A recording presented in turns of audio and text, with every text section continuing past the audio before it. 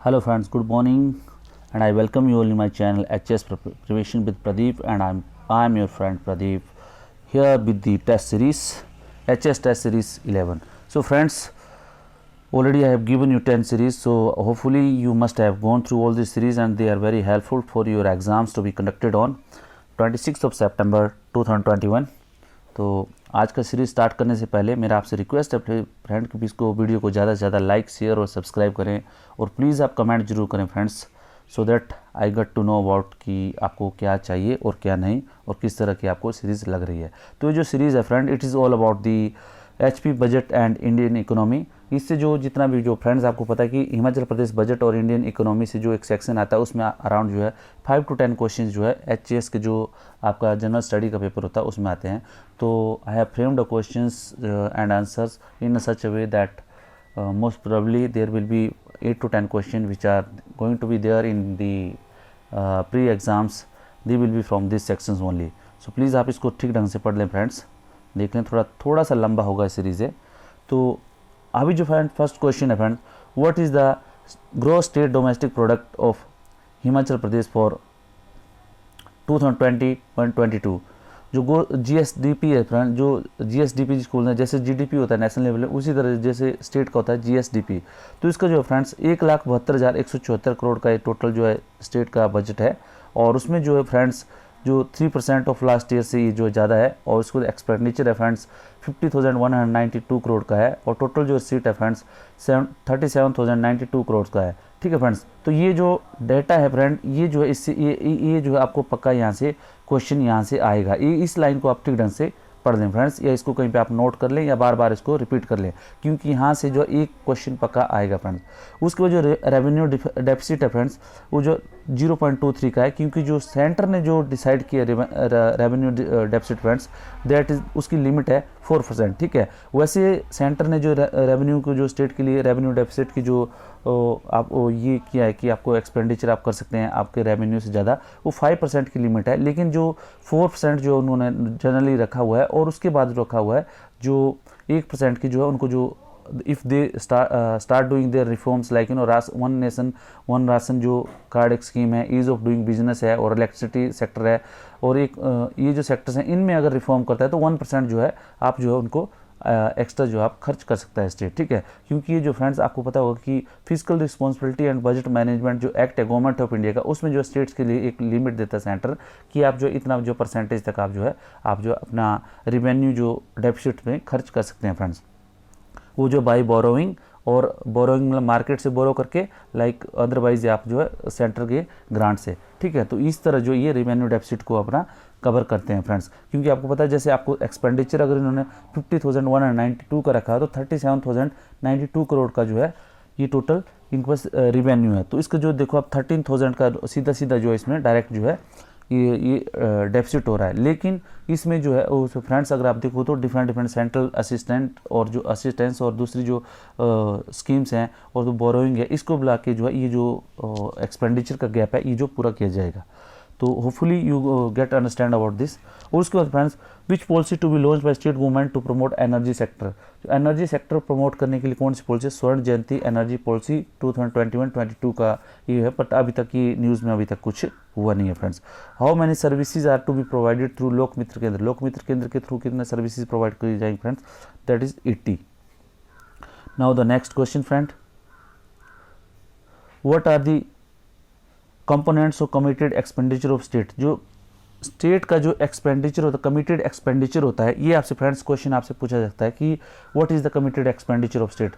जो राज्य का जो कमिटेड एक्सपेंडिचर होता है उसमें कौन कौन से कंपोनेंट होते हैं? उसमें फ्रेंड्स को जो सैलरीज होती हैं, ठीक है, एम्प्लॉयज़ की जो सैलरीज होती हैं, उसके बाद जो है आपका इंटरेस्ट होता है एंड पेंशन होता है। ठीक है, इंटरेस्ट मतलब जो बोरोइंग की होती है स्टेट ने, जो लोन लिया होता है स्टेट ने, उसका जो इंटरेस्ट पेएबल है वो सब, और पेंशन जो रिटायर्ड एम्प्लॉयज़ हैं, और सैलरी जो सर्विंग एम्प्लॉयज़ हैं उनकी जो सैलरीज है, ये सब जो कमिटेड एक्सपेंडिचर में आते हैं। अभी ये बता रहा है कि जो टोटल कमिटेड एक्सपेंडिचर है स्टेट का, दैट इज़ 26,503 करोड़ रुपया है, और जो ये जो 72% है टोटल रेवेन्यू रिसीव्ड का, और जो जनरली फ्रेंड जो सभी जितने भी स्टेट्स हैं दूसरे इंडिया के, वो कितना खर्च करते हैं अपने कमिटेड एक्सपेंडिचर में 50%, बट हिमाचल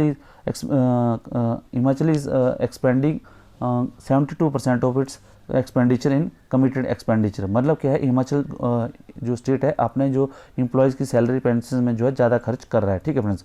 और उसके जो इसको अगर कमिटेड एक्सपेंडिचर को ब्रेक डाउन करें फ्रेंड्स, तो this is all about 39% salary पे है, 19% जो पेंशन पे है, 14% जो इंटरेस्ट पे है।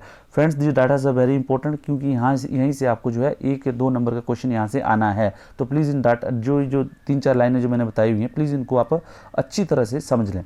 उसके बाद friends, state own tax revenue is estimated to what amount. जो स्टेट का जो ओन टैक्स रिवेन्यू है वो कितना है, 9,282 करोड़ है, ठीक है फ्रेंड्स। उसके बाद how much GST compensation amount HP is going to receive from the state.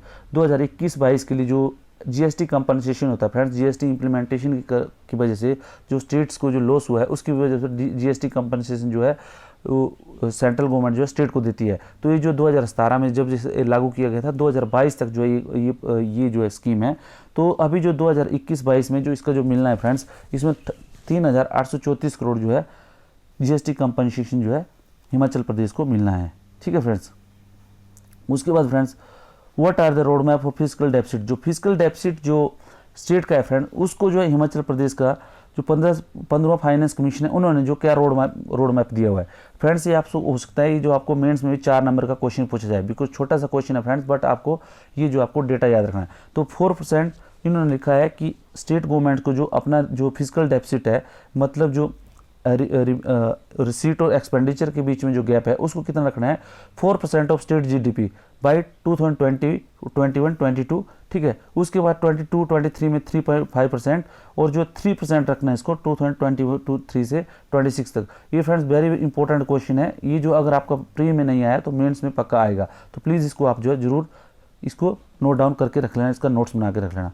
उसके बाद फ्रेंड्स, टोटल लाइबिलिटीज़ फ्रॉम, जो टोटल लाइबिलिटी ये क्या बताता है कि अगर इस रोड मैप को अगर अडॉप्ट करेगा हिमाचल प्रदेश गवर्नमेंट, तो जो उनका जो टोटल जो लाइबिलिटीज़ है, जो बोरोइंग्स हैं या जो उनकी जो देनदारियां हैं, जो 39.9% है अभी, वो जो है 34.7% तक आ जाएंगी 2025-26 तक, ठीक है फ्रेंड्स। तो ये जो है स्टेट का जो फाइनेंस कमीशन द्वारा रोड मैप दिया गया फिजिकल डेफिसिट को, क्योंकि आपको पता है कि FRBM का एक्ट है friends, physical responsibility and management act 2002, ये जो है बनाया हुआ है कि इसमें बताया गया गवर्नमेंट को कि कितना जो है हर एक जो स्टेट गवर्नमेंट को, सेंटर को जो है अपना जो फिजिकल डेफिसिट है वो किस तरह उसको मेंटेन करना है। उसके बाद friend, the centre allow state government to limit their physical deficit up to 5%।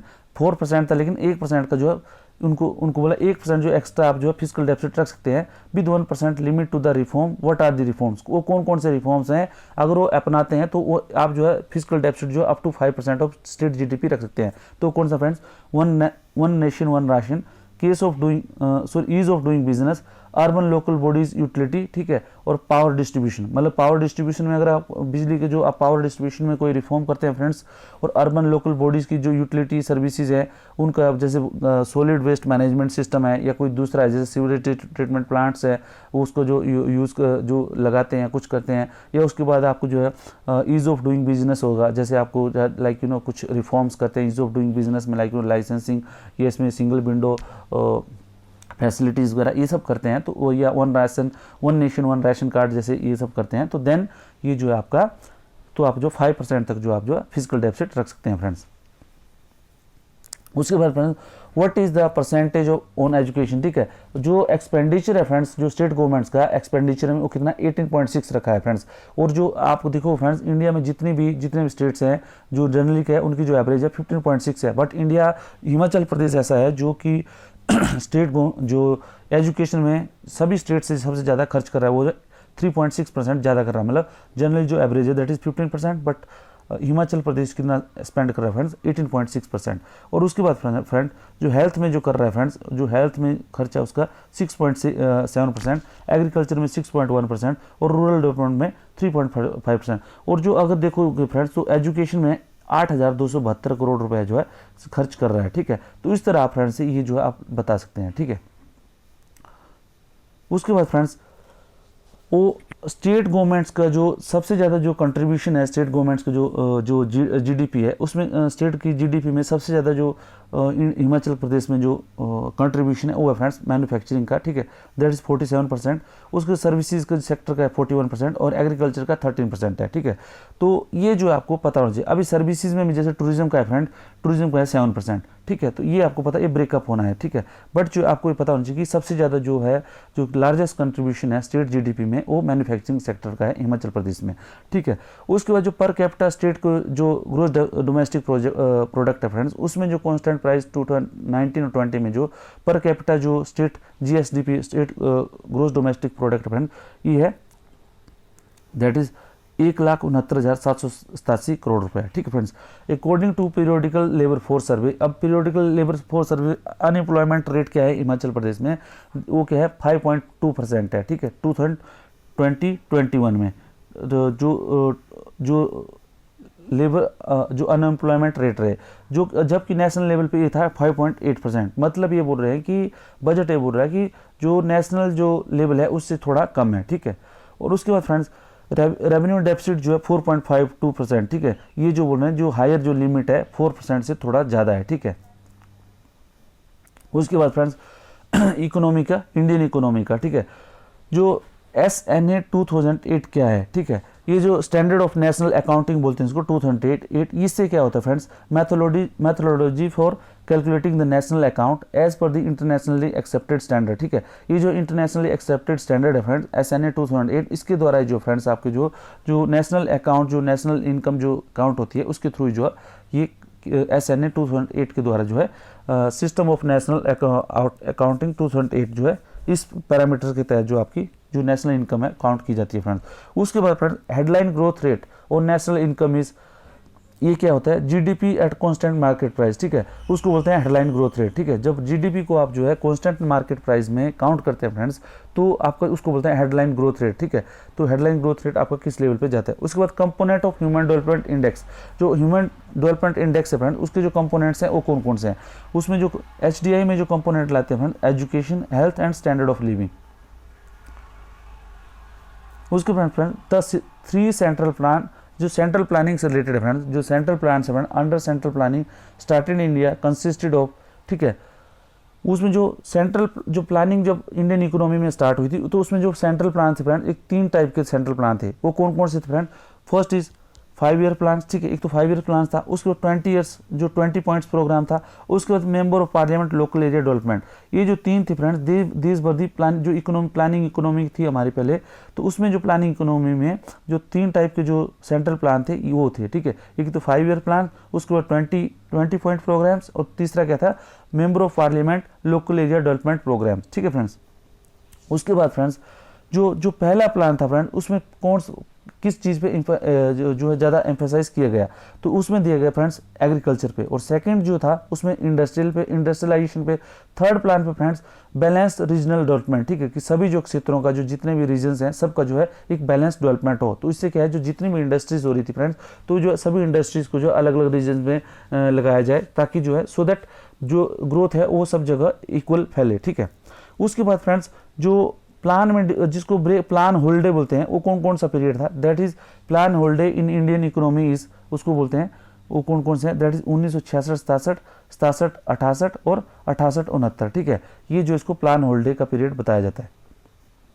उसके बाद फ्रेंड्स जो फोर्थ प्लान का था, जो progress toward self reliance was on, जो सेल्फ रिलायंस में आत्मनिर्भर की तरफ जो है किस प्लान का उद्देश्य था, वो था फोर्थ प्लान फ्रेंड्स। क्योंकि आपको पता है अभी आत्मनिर्भर प्रोजेक्ट आया हुआ है, आत्मनिर्भर जो सरकार का जो आत्मनिर्भर एक स्कीम है उसको चलाया हुआ है, तो उसी का जो उससे रिलेटेड उससे क्वेश्चन जो पूछा जाए कि ये जो आत्मनिर्भर था वो सेल्फ रिलायंस की तरफ जो एम्फेसाइज था वो कौन से प्लान में था, तो ये फोर्थ प्लान। तो this is very important question, ये जो यहाँ से आने की संभावना है। उसके बाद जो पॉवर्टी एलिवेशन का था, ये किस प्लान का पर्पज था, ये था फ्रेंड्स फिफ्थ प्लान का, दैट इज 1974 से लेकर 1979 तक। अब फ्रेंड्स एक और है, ये देखो इसमें सबसे बड़ा ट्विस्ट ये है, गरीबी हटाओ। ये जो स्लोगन था, देखो poverty alleviation is the same thing as Garibi Hatao, ठीक है। लेकिन गरीबी हटाओ का जो स्लोगन था ये कौन से प्लान में दिया गया, 1980-85 में सिक्स्थ प्लान में। और फिफ्थ प्लान में क्या था, एम्फेसिस था पॉवर्टी एलिवेशन, ठीक है, तो ये आपको पता होना चाहिए। 5th प्लान में पॉवर्टी एलिवेशन, 6th प्लान में गरीबी हटाओ स्लोगन। और उसके बाद फ्रेंड्स जो खादी एंड विलेज इंडस्ट्रीज था, ये जो प्रोग्राम था ये इंडिया में कब स्टार्ट हुआ, ये हुआ फ्रेंड्स 1983 में, ठीक है फ्रेंड। और उसके बाद जो 20 सूत्री जो प्रोग्राम था, 20 पॉइंट प्रोग्राम था, वो इंडिया में कब लॉन्च किया गया, ये हुआ 1975 में फ्रेंड, बिकॉज इट वाज ये जो है एक सेंट्रल प्लानिंग का एक जो है उद्देश्य था, ठीक है। और उसके बाद जो member of parliament local area development scheme कब लॉन्च की गई थी, ये फ्रेंड्स देखो जो प्लानिंग का एक पार्ट था, एक किया गया, ये गया दिसंबर 23, 1993 में। उसके बाद फ्रेंड्स जो how much share state gets share in pool of taxes of centre, जो सेंटर के जो टैक्सेस होते हैं उसमें जो स्टेट्स हैं फ्रेंड्स उनको कितना परसेंट मिलता है फ्रेंड्स, ये मिलता है 42%। लेकिन फ्रेंड्स इसमें एक ट्विस्ट ये है, इसमें जो 40 अभी जो है 41% ही मिल रहा है। After the you know that जो reorganisation of Jammu and Kashmir, जो लद्दाख को यूनियन टेरिटरी बनाया गया, उसको डेवलप करने के लिए जो 1% है that goes to the Ladakh, ठीक है। और उसके बाद जो है 41% जो अभी स्टेट को मिलता है, ठीक है फ्रेंड्स। ये जो अभी ट्विस्ट है इसमें, तो ये आपसे क्वेश्चन पूछा जाता है कि ये जो अभी जो स्टेट गवर्नमेंट्स को कितना बताता है, तो ये जो है आपको 42 और 41 के बीच में थोड़ा सा आपको कोशिश रहना है, ठीक है। उसके बाद what is the centre share of central government in central sector schemes, जो सेंट्रल देखो इसमें जो है दो चीज़ें होती है, एक तो सेंट्रल सेक्टर स्कीम होती है और दूसरी का सेंट्रल स्पॉन्सर्ड स्कीम होती है। जो सेंट्रल स्पॉन्सर्ड स्कीम होती है उसमें जो होता है परसेंट जो सेंटर का शेयर होता है 90%। उसी तरह जो सेंट्रल सेक्टर स्कीम्स होती हैं फ्रेंड्स, दे आर ऑपरेटेड और they are maintained, they are carried by the central government, और उनका शेयर होता है स्टेट गवर्नमेंट का, उसमें सेंट्रल गवर्नमेंट का 100%, ठीक है। तो सेंट्रल सेक्टर स्कीम और सेंट्रल स्पॉन्सर्ड स्कीम, ये दो चीज़ों में आपको फ्रेंड्स इसको डिफरेंस रखना है, ठीक है। तो सेंट्रल स्पॉन्सर्ड स्कीम में होता है 90%, बट सेंट्रल सेक्टर स्कीम में देखो सेक्टर का ओनली सेक्टर स्कीम में आपको 100% जो आपका कंट्रीब्यूशन होता है, ठीक है। उसके बाद friends when was the NITI Aayog setup in India, India में नीति आयोग कब सेटअप किया था फ्रेंड्स, जनवरी 2015। फ्रेंड्स मैं जो क्वेश्चन आपको बता रहा हूँ ये सब जो है एचएएस के सिलेबस में है, ठीक है। तो वहीं से फ्रेंड्स क्वेश्चन जो है इस तरह आपके प्री में आएंगे, तो आप इसको जो है थोड़ा लाइटली मत लेना, इसको प्लीज़ आप सीरियसली लेना। और इसको जो इकोनॉमी का जो चैप्टर होता है आपको पता है टोटली स्टैटिक्स से रिलेटेड होता है, और यहीं से स्टैटिक्स से ही आपको जो है मेन आपको कन्फ्यूजन होती है, तो इसको जो आपको 2-3 बार लेक्चर को देख लें फ्रेंड्स। उसके बाद फ्रेंड्स कोस्ट पुश इन्फ्लेशन क्या होती है, ठीक है। कोस्ट पुश इन्फ्लेशन होती है जैसे the price rise which is result of the increase in the production of coast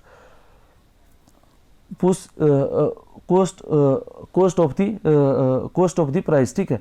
जो प्राइस राइज जो होता है, जो कि जो प्रोडक्शन में जो कॉस्ट होती है उसकी वजह से होती है, वो इज द होगा, ठीक है। तो इधर होगा the price rise which is the result of increase in the production cost is the cost push inflation, ठीक है। जिसकी वजह से आपका जो है जो प्रोडक्शन का जो प्राइस होता है उसके ज़्यादा हो जाता है। लाइक अगर आपकी जैसे फैक्ट्री है, फैक्ट्री में क्या होगा फ्रेंड्स कि आपको जो है लाइक टैक्सेस बढ़ा दिए, ठीक है, कॉर्पोरेशन टैक्सेस बढ़ा दिए, कुछ बढ़ा दिया, तो या उसको जो हो सकता है जैसे रॉ मटेरियल के ऊपर एक्साइज ड्यूटी बढ़ा दी, या इन जैसे कुछ ऐसे भी टैक्स लगा दिए, या एक्साइज ड्यूटी बढ़ा दी, या आपको कुछ और स्कीम्स ले आए, तो उसकी वजह से जो इन्फ्लेशन में जो बढ़ता है उसको बोलते हैं कोस्ट इनपुट इन्फ्लेशन, ठीक है। उसके बाद friends tighter money policy is a measure taken by government control which inflation, जो मनी को टाइटर मनी पॉलिसी मतलब फिर क्या जो है रेपो रेट बढ़ा दिया, ठीक है, रिवर्स रेपो रेट जो कम कर दिए, ठीक है। उस तरह अगर ये जो है इस तरह मनी पॉलिसी जब आरबीआई लगाता है तो उसको क्या होता है, जो कोस्ट पुश और डिमांड पुल इन्फ्लेशन को इसको कंट्रोल करने के लिए जो है टाइटर मनी पॉलिसी जो है मार्केट में लाई जाती है। उसके बाद जो फिलिप कर्व है फ्रेंड, वो जो ग्राफिक होता है ये क्या डिनोट करता है, एक जो ग्राफिक कर्व है इसको फिलिप कर्व बोलते हैं, ये क्या डिनोट करता है, ये डिनोट करता है relationship between inflation and unemployment in an economy, ठीक है फ्रेंड्स। उसके बाद फ्रेंड्स ये situation in economy where inflation and unemployment at higher level is called, ठीक है, उसको बोलते हैं फ्रेंड स्टैगफ्लेशन, ठीक है। तो आपको पता होना चाहिए स्टैगफ्लेशन क्या है, जब इकोनॉमी में फ्रेंड्स एम्प्लॉयमेंट और अनएम्प्लॉयमेंट और इन्फ्लेशन जो है बढ़ते हैं तो उसको बोलते हैं स्टैगफ्लेशन। उसके बाद फ्रेंड्स जो को टर्म है ब्रैकेट क्रीप, ठीक है। ब्रैकेट क्रीप क्या एक सिचुएशन है, वो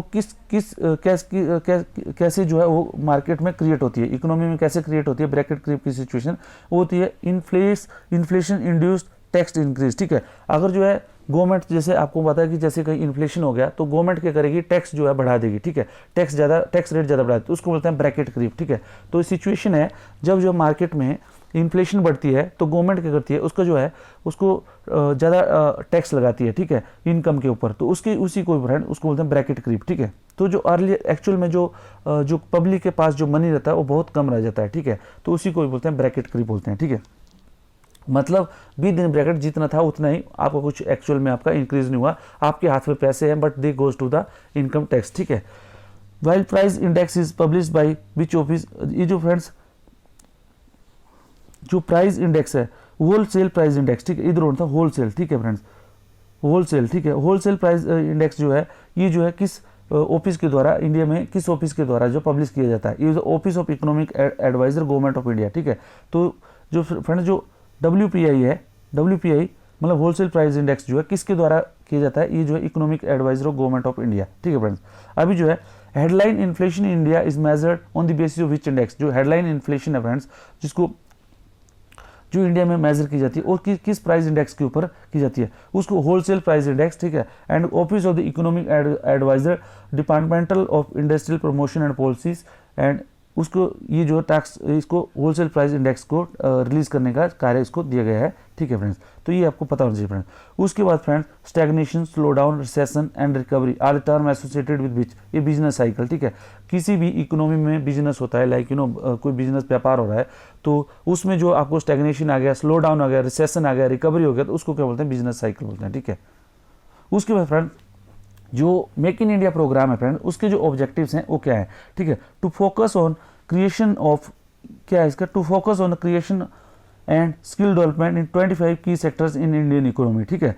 और उसके बाद जो इन्वेस्ट इंडिया है, ये इन्वेस्ट इंडिया क्या है फ्रेंड्स, ये क्या इन्वेस्ट इंडिया क्या है, नेशनल जो इन्वेस्टमेंट एजेंसी है, जो national investment promotion and facilitation agency under the make in India initiative, ठीक है। तो ये आपसे क्वेश्चन 1 नंबर का आ सकता है, व्हाट इज इन्वेस्ट इंडिया, ठीक है फ्रेंड्स।